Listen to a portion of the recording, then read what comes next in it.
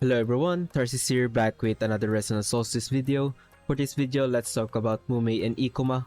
These characters are part of the Cabaneri collaboration which is taking place since December 24, 2025 and the event is ending at January 22nd this year.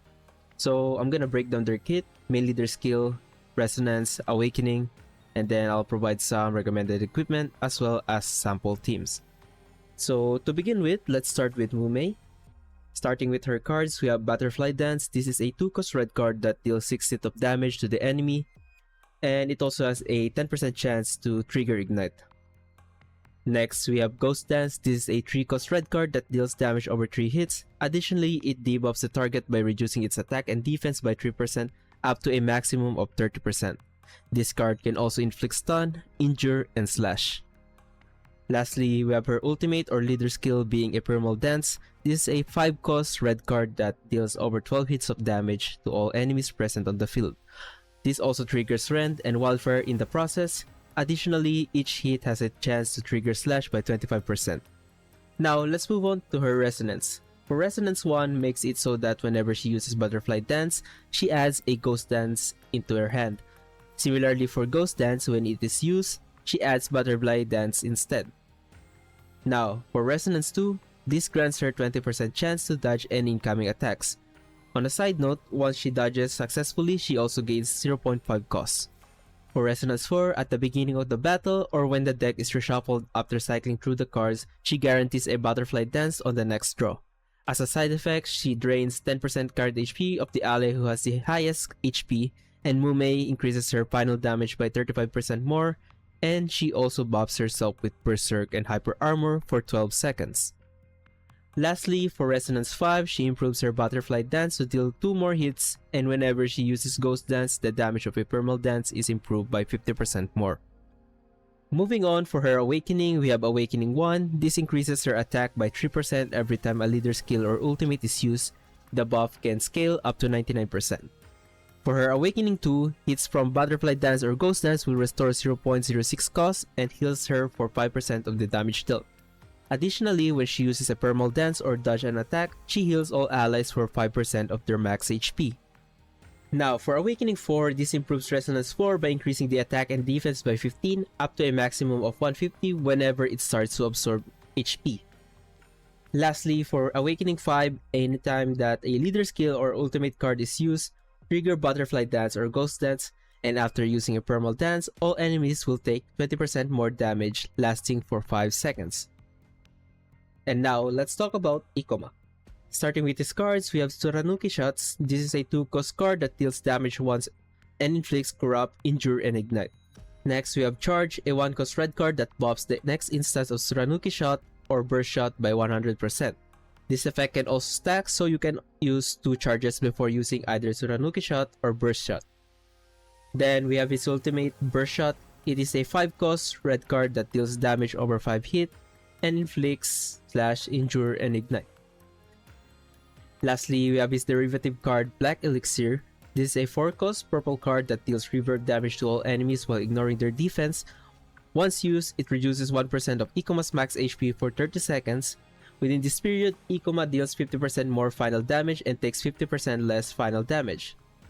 Now for his Resonance, we have Resonance 1. When he uses Charge, he also draws a card with a priority for his cards. Next, for Resonance 2, Tsuranouki Shot and Burst Shot has a 30% chance to trigger one more time. For Resonance 4, it is similar to Mumei but it draws Charge instead. Then lastly, we have Resonance 5, which allows him to have Charge on the first 5 cards and generate Black Elixir at the bottom of the deck. Moving on for his Awakening, starting with Awakening 1, using leader skill or ultimate card increases Ikoma's attack and defense by 1% up to a maximum of 50%. For Awakening 2, after using Charge, he increases the damage of Tsuranouki Shot and Burst Shot by 10% up to a maximum of 150%.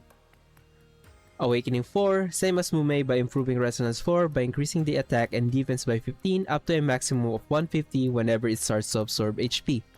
And for Awakening 5, if Ikoma's HP is above 50% when Black Elixir expires, generates a Black Elixir in your hand. But the HP cost per second is also increased by 1%. Alternatively, if Ikoma's HP is below 10%, he gains Invisible for 5 seconds and restores 50% of max HP. For equipment recommendation, both of them can utilize Kusaryujaku and Scorching Spike. For SSR weapon, you can opt out to any Source Citadel weapon simply for rolling leader skill plus attack percent affix. And for armor, easily simulated stars, but you can also go for mech armor for more sustain. And for the accessory, Mobius is always a great pick to help cycle the deck faster and to roll for leader skill plus cost affix.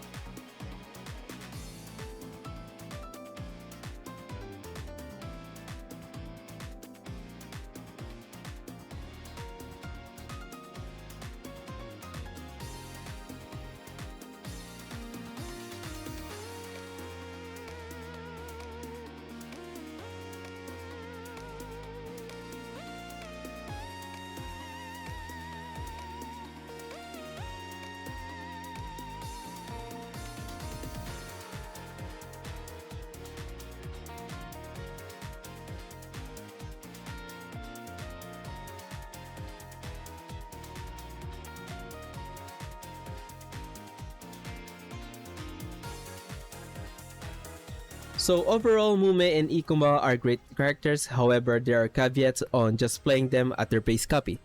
For example, Mumei has no proper sustain and her only defensive tool is dodging at 20% chance.